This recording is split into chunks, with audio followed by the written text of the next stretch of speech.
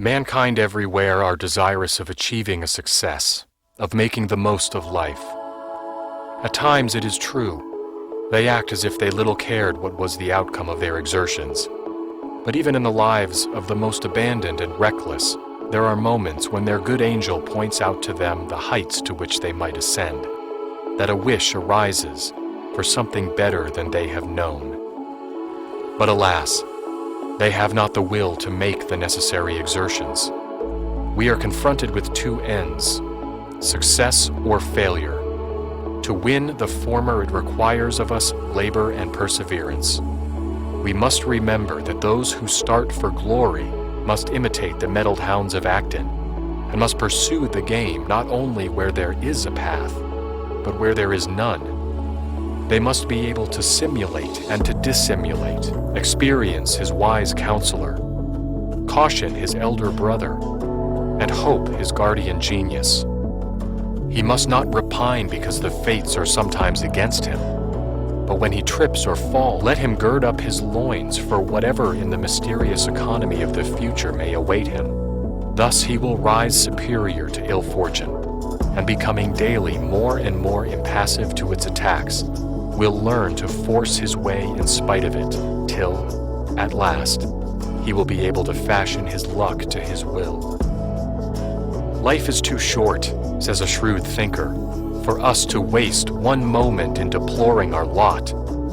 We must go after success, since it will not come to us, and we have no time to spare. If you wish to succeed, you must do as you would to get in through a crowd to a gate all are anxious to reach. Hold your ground and push hard. To stand still is to give up the battle. Give your energies to the highest employment of which your nature is capable. Be alive, be patient, work hard, watch opportunities. Be rigidly honest, hope for the best, and if you are not, it is impossible to succeed in a hurry.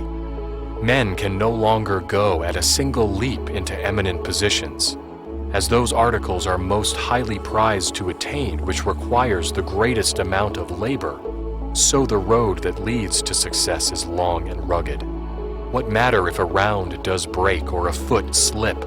Such things must be expected, and being expected, they must be overcome. Rome was not built in a day, but proofs of her magnificent temples are still to be seen. We each prepare a temple to last through all eternity, a structure to last so long. Can it take but a day to build it?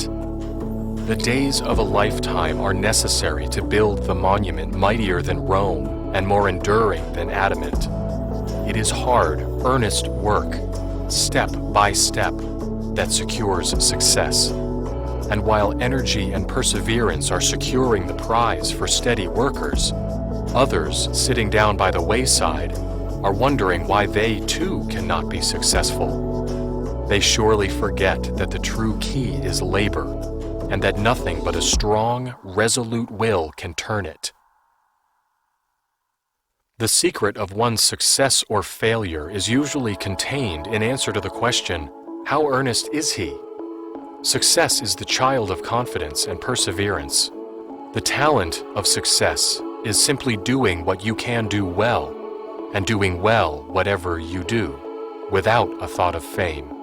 Success is the best test of capacity, and materially confirms us in a favorable opinion of ourselves. Success in life is the proper and harmonious development of those faculties which God has given us. Whatever you try to do in life, try with all your heart to do it well. Whatever you devote yourself to it completely.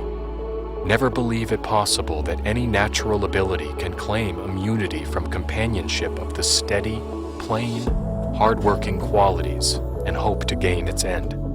There can be no such fulfillment on this earth. Some happy talent and some fortunate opportunity may form the sides of the ladder on which some men mount, but the rounds of the ladder must be made of material to stand wear and tear, and there is no substitute for thoroughgoing, ardent, sincere earnestness. Never put your hand on anything into which you cannot throw your whole self. Never affect depreciation of your own work, whatever it is. Although success is the garden for which all men toil, they have, nevertheless, often to labor on perseveringly without any glimmer of success in sight.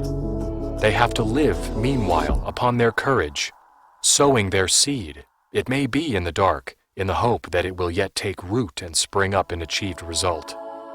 The best of causes have had to fight their way to triumph through a long succession of failures, and many of the assailants have died in the breach before the fortune has been won. The heroism they have displayed is to be measured not so much by their immediate successes as by the opposition they have encountered and the courage with which they have maintained the struggle.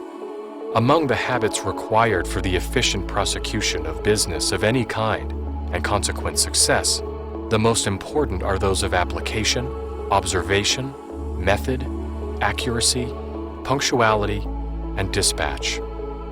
Some persons sneer at these virtues as little things, trifles unworthy of their notice. It must be remembered that human life is made up of trifles. As the pence make the pound and the minutes the hour, so it is the repetition of little things, severally insignificant, that make up human character.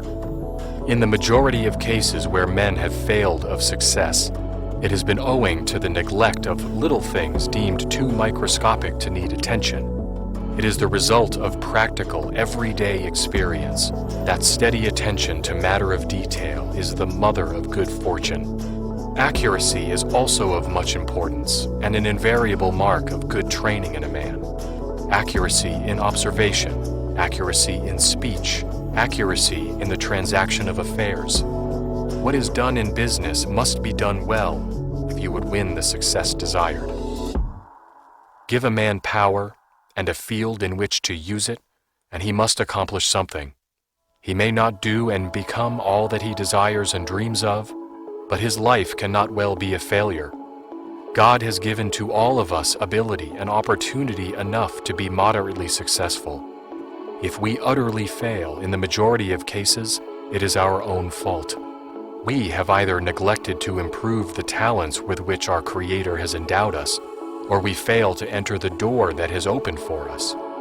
Such is the constitution of human society, that the wise person gradually learns not to expect too much from life. While he strives for success by worthy methods, he will be prepared for failure. He will keep his mind open to enjoyment, but submit patiently to suffering. Wailings and complainings in life are never of any use. Only cheerful and continuous working in right paths are of real avail. In spite of our best efforts, failures are in store for many of us. It remains, then, for you to do the best you can under all circumstances, remembering that the race is not always to the swift nor the battle to the strong. It is by the right application of swiftness and strength that you are to make your way. It is not sufficient to do the right thing.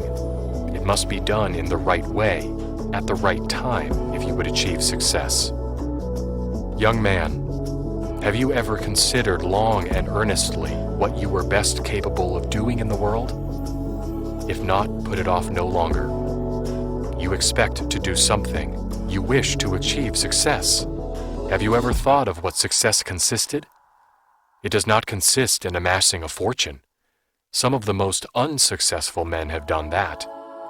Remember, too, that success and fame are not synonymous terms. You cannot all be famous as lawyers, statesmen, or divines. You may or may not accumulate a fortune. But is it not true that wealth, position, and fame are but the accidents of success, that success may or may not be accompanied by them, that it is something above and beyond them? In this sense of the word, you only are to blame if you fall. It is in your power to live a life of integrity and honor. You can so live that all will honor and respect you. You can speak words of cheer to the downhearted, a kindly word of caution to the erring one. You can help remove some obstacle from the paths of the weak. You can incite in the minds of those around you a desire to live a pure, straightforward life. You can bid those who are almost overwhelmed by the billows and waves of sorrow to look up and see the sun shining through the rifts in the dark clouds passing o'er them. All this you can do. and a grand success will be your reward.